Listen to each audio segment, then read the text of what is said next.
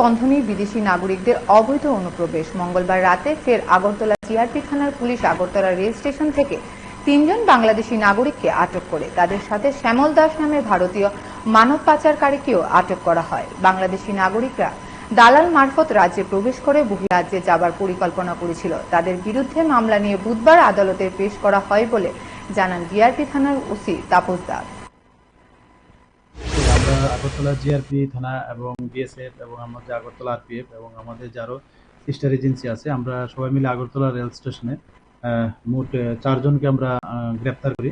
তো 4 জনের মধ্যে 3 জন বাংলাদেশি ন্যাশনাল আর একজন আছেন যিনি মানে আমাদের ত্রিপুরার বাসিন্দা। তো অ্যাকচুয়ালি তারা ওই বাংলাদেশি যে 3 জন আছেন তারা অবৈধ উপায়ে আমাদের ভারতবর্ষের বর্ডার ক্রস করে এসছে এবং তারা রেলপথের মাধ্যমে বহিরাজ্যে যাওয়ার চেষ্টা করেছিল।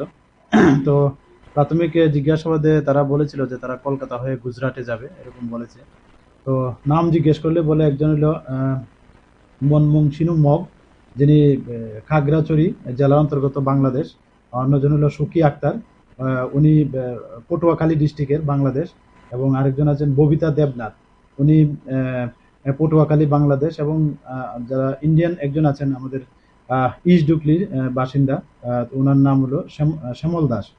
তো অ্যাকচুয়ালি তারা ওই অবৈধ উপায়ে মানে যিনি আছেন শ্যামল দাস, উনিও ওনাদেরকে হেল্প করছিলেন। আমরা মানে প্রাথমিকভাবে এই